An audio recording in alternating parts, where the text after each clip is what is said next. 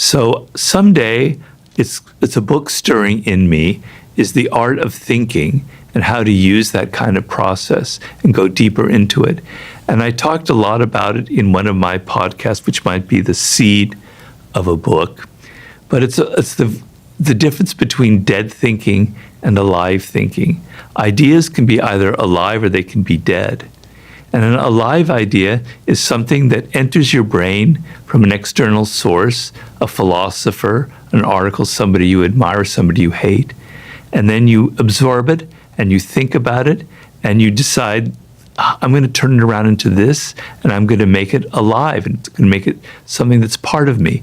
Another part of an alive idea is you have an idea that comes to you about a book or a project or something about the world and you go, maybe that's not actually true. Maybe the opposite is true. And you go through a process and you cycle through it on and you reflect on it and you refine this idea. And maybe it turns into its opposite. And through the process of reflecting and correcting and revising it, you turn it into something living, something alive within you, right? On and on and on. And what prevents people from going through that process, which would be the subject of my book, is basically anxiety.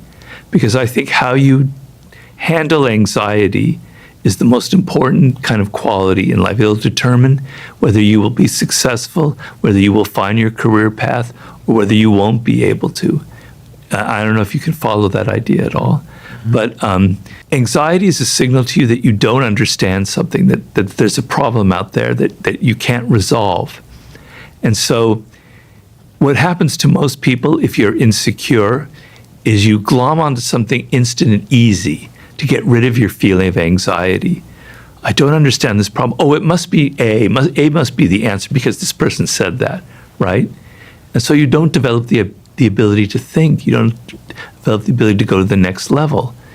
But if you take that anxiety and you go, all right, maybe A is an answer. And then you start going through A and then you go, no, maybe A isn't the answer. Maybe B is the answer. You're able to surmount your anxiety and go past it, come further and further and further. You don't rush for the first available answer that's out there, right? You're able to go through a process of refining things.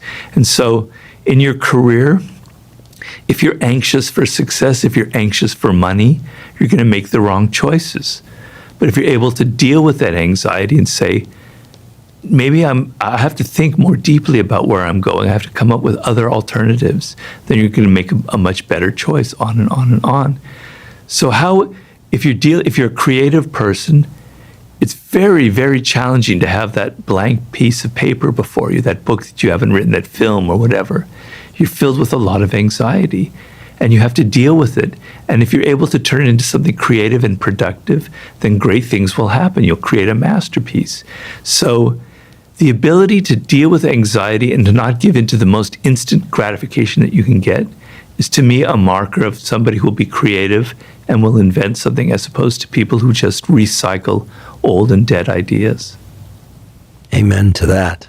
I was once told that, anxiety makes children of us all, and not in the positive sense of being childlike. Yeah. It regresses us to a mode where we feel a complete lack of control. And I completely agree that being able to manage anxiety and dance with it, since we can't rid ourselves of it. No, perhaps nor should we, right? Because it's a signal, as you point out, that we don't understand something, that there's something to get curious about. Right. A process or something out there or both.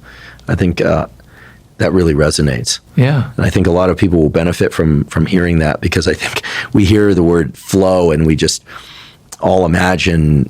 I even catch myself imagining that, when Robert Greene sits down to write, it's like there's a blank sheet and then he just kind of meditates and then boom, out come these books. No. But if I get realistic for a second, I'm sure that there's a lot of inner turmoil and anxiety. Oh my God, you have no idea.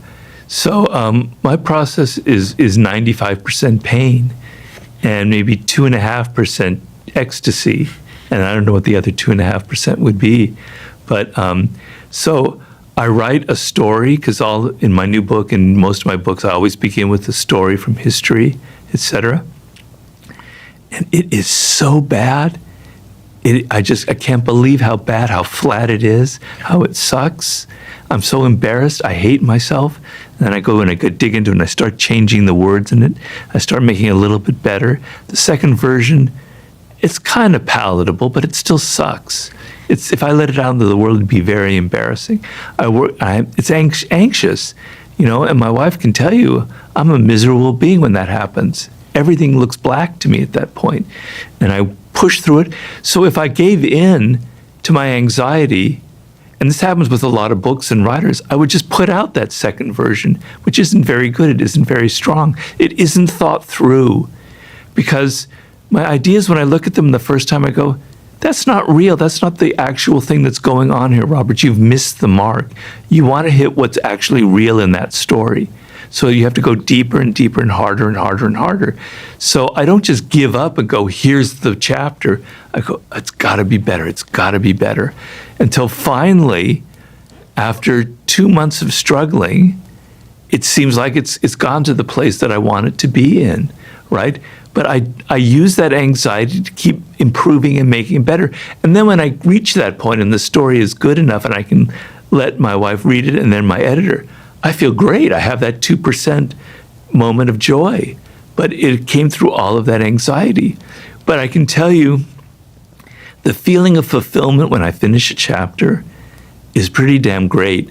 When I finish a book, it's better than any kind of drug experience anyone could ever have. It's such a wonderful feeling of accomplishment and pushing past all the barriers, So my process involves a lot of anxiety and dealing with. That's why I'm talking about it and why I want to write a book about it.